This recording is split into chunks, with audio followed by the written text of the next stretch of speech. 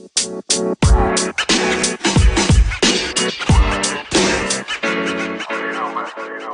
so now that we've covered some actionable steps that you can actually put into action, hence actionable steps, I think it's a perfect time to get into a discussion about the examples and possible results of having inhabited a healthy environment. Do you guys have anything that you want to say? So I think definite one is motivation, and how the environment can motivate you to be yourself or be a greater version of yourself. For instance, the energy that I may foster within myself can somehow relate to you and allow you to tap into that passion within yourself for a task. Let's say I am in a position where I am really passionate about exercising and you tend to struggle with that one thing. We can create an environment where I hold you accountable, or we hold each other accountable. So you now can feed on my energy to propel yourself into becoming more disciplined when it comes to your workout, when it comes to your meals, when it comes to your rest, and all these different factors that are important for the development of this one task, you know? So I think it could really be an assessment of encouragement and discouragement. Right. So if I'm in this particular environment around this particular person or people, do I feel encouraged to chase my dreams, chase my passions? Right. Do I feel encouraged to stay in this home, to stay in this workplace, Right. to thrive at whatever I do? Or do I feel discouraged?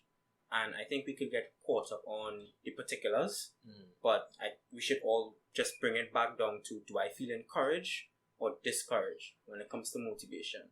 And if you are encouraged, I think that's an environment that you should try and be a part of.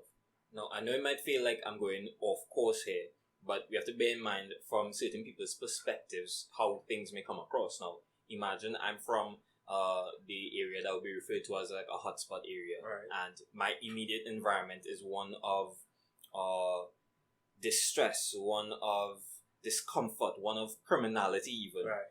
For me, my go-to response to certain things is violent. It's criminal activity, and I'm in an environment where the people around me support that. So if my goal in life is to hit the jackpot by, I guess, taking money illegally from a particular grocery store, and I have brethren on the block who have done that before, or who are encouraging me on, go through, do that. How then do we have this discussion about healthy environments with people who have no idea what a healthy environment is? Because you just said encouragement, and if I'm in an uncomfortable, unhealthy environment and it's all I know, and people are encouraging the discomfort and the unhealthiness, then from what you've described, I'm already in a healthy environment, if that makes sense, because I'm not aware that it's unhealthy. This is all I know. And that's why in part one, I kept using the terms define and conscious. Right. So, is there a universal definition for healthy or a healthy environment? And that is all based on perspective, which you said. And I think the answer for that question, which is this healthy, is applying a universal concept to it. So, for example, someone who may be in a criminal setting, for example, they should be able to ask themselves, is this activity something that I can apply universally, which means everyone is involved in it? The answer for that would be no, because then we would probably kill out each other and there would be no humans on the earth, basically. It's not a method or a thought or an action that can be applied universally.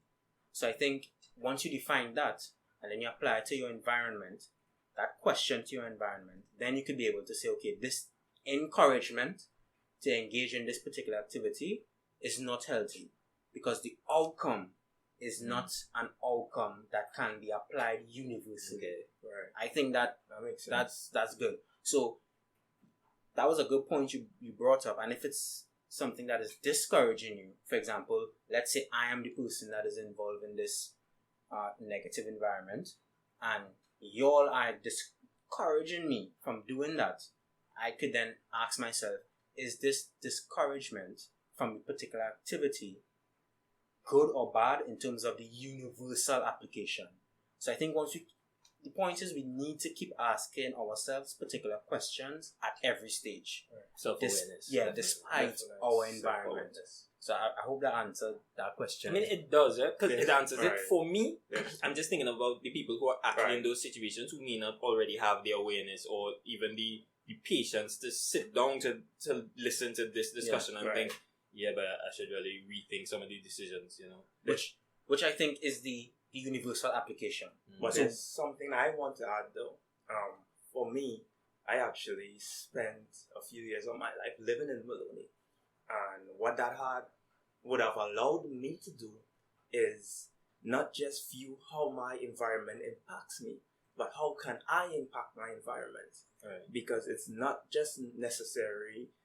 The environment isn't something that cannot be changed. Usually the environment is something that is influenced by the factors that are within Right. it. Now, me being part of that environment now allows me to be a factor. So I can now become an influencing factor, you know? Do I have the willpower to motivate or to encourage others to look within themselves and see what they are doing wrong, quote unquote wrong, or to question themselves? Do I have the ability to say no to the things that I know aren't for me? Or do I conform? So we focus a lot on the environment and how the environment impacts us. But I think another thing that we need to focus on is how we can impact the environment. Definitely. Because many times that environment might be waiting for a savior. You know, and you may be capable of being that savior. Right. So for me, one of the things that I would have done when I would have lived there is be very vocal and have conversations on a deeper level with my friends who were involved in those things and who would have encouraged me to become involved in those things. Is this what you want for yourself? How does it impact your life going ahead? How does it impact the people that you love and care for? Do you feel like it's justifiable to take something from someone who has worked hard for this? Would you like that for yourself? And from me doing that, it creates a new environment for others who do not want to conform to this, to feel comfortable enough to be themselves, you know, and then extend that same energy towards others that they can now impact. I think that's a great point. And that point comes in a linear timeline. So the steps that were mentioned in part 1, Right. plus applying the universal method, then you get to that point. Because I don't think you could start at your point. I think there's a thought process that gets to how can I influence my environment. You can't ask yourself how can I influence my environment without first assessing yourself and the environment. Right. Because there needs to be a plan in place. I think it's possible because you can say that based on your perspective and your personality. But there are some people who generally would go to what's the direction of taking care of others first before taking care of themselves. Yeah. And through loving others and taking care of others, they now feel compelled to love and take care of themselves. You know, because for me, I honestly started looking out for my peers before I started looking out for myself. And that's one of the things that would have propelled me in the direction of taking care of myself and loving myself and asking myself those internal questions. So, But I think we're saying the same thing, because in order for your example, when you said you would take care of your peers, right, you would have seen a need in the first place. definitely. And that would have been, your peers is basically part of your environment. Right. So unconsciously, you would have assessed your environment, Right. see the needs of your peers, Understood. and then apply it. So that's why That's I true. said, for you it was unconscious, but Right. for now we're trying to actually get people to make conscious decisions. So by aligning these steps in this order, I think that is important to not unconsciously, for your example, they would have assessed it. Right. But I think if you're actually sitting here and consciously making a decision based off listening this podcast, these are the steps that you would have to follow. Assess yourself, assess your situation, assess your environment, and to answer the question of is it unhealthy or healthy based on perspective, Right. you then apply the universal method, the universal application, and then I think if you're doing it the conscious way, the next step would be, can I now influence the environment? But another thing, I agree with you, but another thing I would like to add is that for many of us, life doesn't work in the same manner. Therefore, you may feel compelled or more passionate about focusing on step 2 rather than step 1 first. And that's okay. Meaning that things doesn't always have to follow a static plan, and for it to work. Right. So as much as we can guide people and hope that this works for them, it is also important for them to reflect on the things that they know on themselves and find methods that suit their personality, So all that we can do, just as a parent or a guardian, is guard or guide, but it's up to them to find ways and methods that work for them. So I agree, because I'm sure you, Nick, could bring forth examples, just like you have, in terms of perspective, where it may be our intent here for the conscious, for people who's making these decisions on a conscious level, to provide at least a start, at least to plant a seed. Right. But as you just explained, David, that there are examples where, based on the situation, you may need to start at step 5 first, step 3, step 2, with this just being your situation.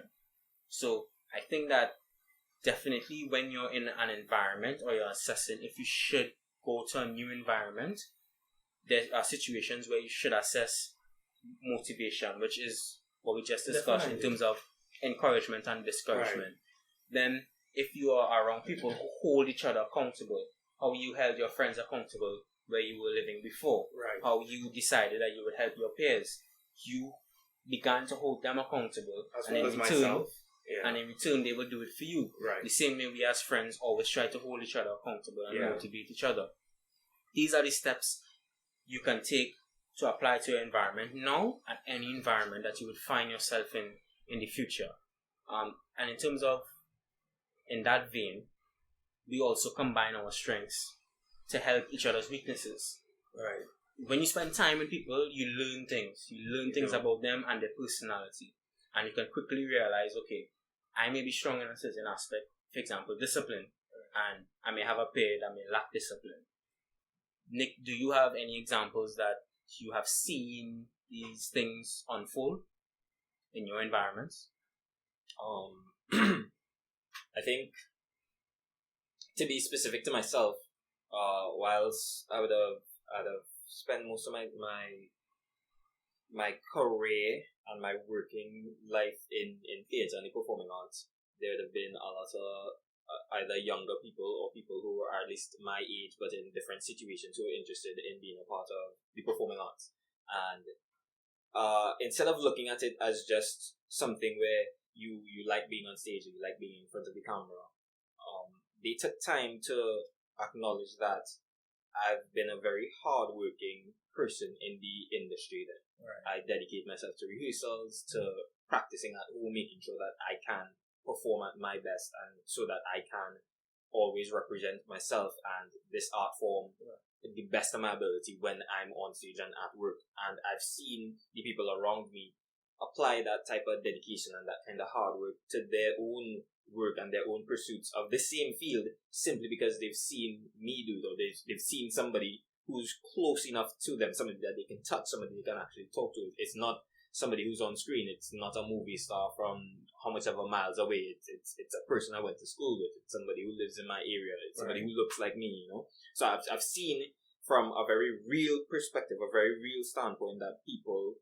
tend to gravitate to others who are close to them, putting in the work and being able to live as like a living example of how you can improve yourself just by being in the right environment.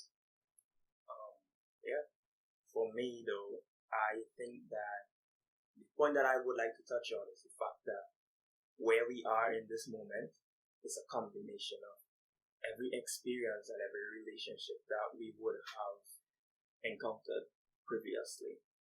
So the shift and the change in environments would have impacted who we are to this day. There are things that we would have experienced in terms of, I may have encountered someone whose willpower I would have admired. And instead of just admiring it, I focused on them to the point where I was able to pick up little traits, little characteristics from them that now allowed me to reflect that. And their personality now became, to a point, a part of my personality. So for me, that is using each other's strengths to grow. There are things that you can learn from me, things that I can learn from you, and even if there are things that I cannot personally execute that you can, we can now come together as a team and build something that as individuals we would not have been capable of accomplishing. I think another method is to look at everyone as a mirror, and if you look, like, if I look at you, Nick, or I look at you, David, Right.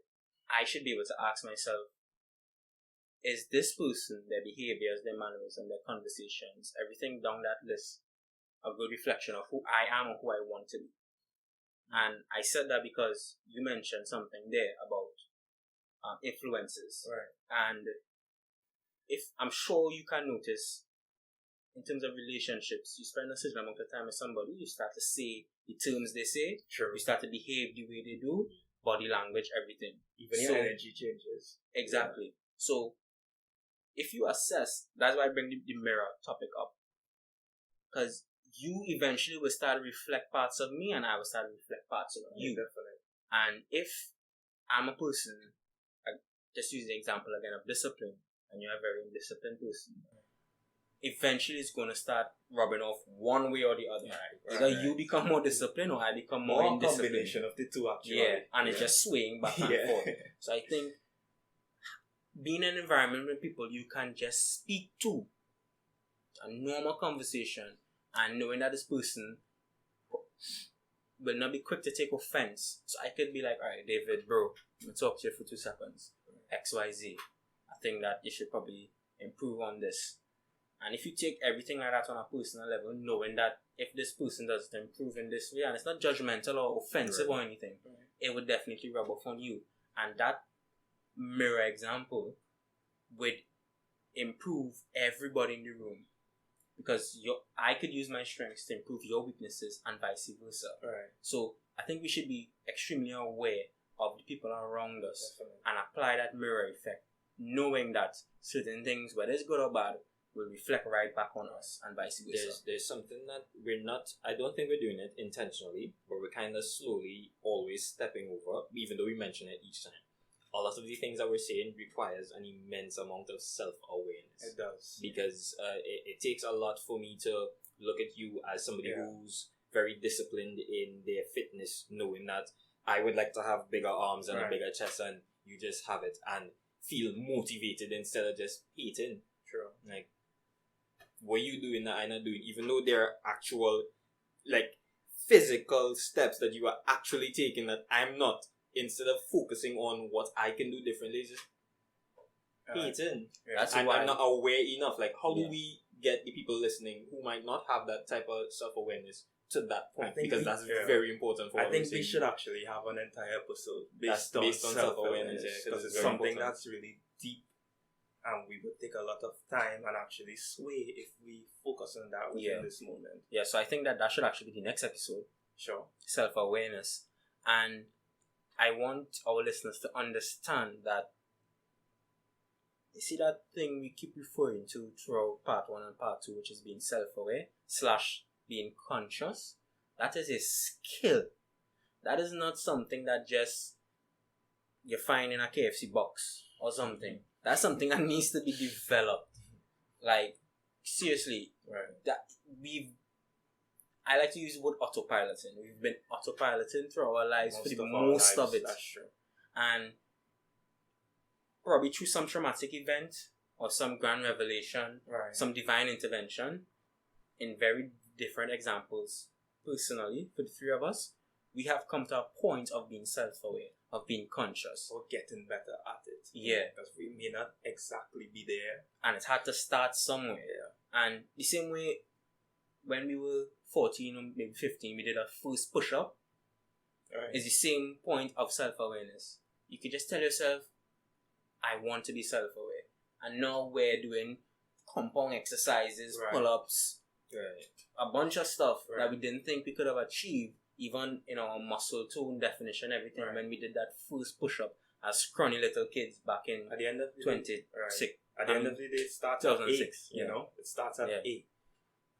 It doesn't matter what A means for you. A can just be the desire to become self-aware. A can be starting. A can be having a conversation with someone who you look up to, who has already achieved such. You know, but it's something we should get into, definitely. Yeah. And even because I know we gave steps before, and which started on being self-aware, and I think I will always come back to number one, assessing what you want, and even before that, assessing if what you want can be applied universally, because you kind of want things that can be detrimental to ourselves and others. Right. So if you assess what you want or what you desire, coupled with that universal application, to me, that could be a very basic universal example that everybody could just start with. We could definitely get into it more in the next episode, but for someone whose heart actually listened to part 1 and part 2, and they don't want to wait till next week for the next episode, this is what I'm imploring you to do.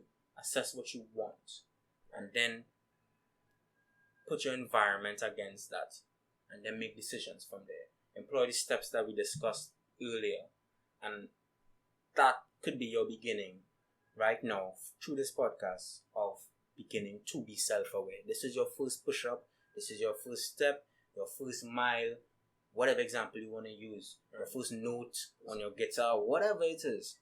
This is the first step in you actually being self-aware and conscious, because if you want to reach a certain level of success in any facet of life, I think that this is an incredible skill, not a tool that you can just pick up and the tool does whatever it does, Right. but it's a skill, because skills need to be developed. So I really implore you, so if you need to go over this podcast 2 or 3 times, in addition to the next episode, which we've decided would be self-awareness, I think all these factors will actually help others. So I really hope that answered your question in terms of someone actually becoming self-aware. Yeah. And we could definitely get deeper into it in the next episode. So I think we're good there, actually. Is there anything that you think that may be imperative to the discussion? There's right one now? more thing I would like to add about the self-awareness conversation. I think being or making note of or recognizing that you are not self-aware is actually the first step of self-awareness. Yeah. You know? That you're not. Yeah. So, as I say, and I've said before, it's good to celebrate these small wins. Understanding that you are not there yet is also a small win, because you are now aware of that. And the perfect example is the win is literally your destination, right? I am not going to know that I'm not in Arima if I don't know that I'm not in Arima. Right. Wherever I am, I'm trying to get to Arima. If I don't know that I'm not there, I can never start the journey to get to there. Because I don't know where I am. Right. You know? Like you definitely need to know that you're not where you want to be before you can start the journey of getting to where you want to be. And after that, instead of dismissing it, you accept that. From there, you move forward. Yeah, So, I definitely wanted to get into our emotions, because when we realize we're not self-aware and we start to the natural pessimistic human mind, and our minds are open to certain things, we kind of really go over to the negative. Okay, I'm self-aware, and in my self-realization, I realize I have this long list of issues or Right. this long list of problems, and that could seriously discourage us and Right. even send us a lot further back than we were Than we before wanted we to be, become aware. Right. We became aware. So I think be very careful when you realize that you're not self-aware and you're making steps to become self-aware. Like you realize you're not in a Arima. Try not to think about all the issues that would come about in getting there. In getting there. You know? As I said before, change your relationship with it. Right, exactly. And your environment would help. Like if you're becoming self-aware about certain things and you have people around you that, as you mentioned before, motivates you, helps you, encourages you, and you're comfortable with having a discussion with people like that, you could be able to say, bro, sis, aunt, mom, dad, this is what I'm going through right now, this is what I'm experiencing, I'd like to talk to you about it. The example you're giving is exactly why I brought it up. Because for when you're saying you can look at other people and pick up on their traits, if I'm at that stage where I'm not in this comfortable point where I'm aware that I'm not as disciplined as you guys, instead of picking up the positives from that, I'm going to sit here like, wow, I am not as disciplined as these guys. Go sweat your big hand. Go sweat your big chest. But that also comes down to environment, because that's the environment that you are creating for yourself. So at the same time, just as much as we can change an external environment, we can also alter and change internal environment. And it's so rather than holding on or clinging to that feeling, it's as simple as taking a deep breath and just releasing that within that moment and choosing to start on a blank canvas. What can I do now? How can I recreate a new environment that works for me? A new environment that propels me to becoming who I would like to be, or an environment that I can now be that positive factor or that positive influence to others around me. So there's always the choice in that immediate moment, because a moment lives and dies simply within that moment, meaning that by the time you take another breath, that's a new moment happening, and you can take charge and work with that.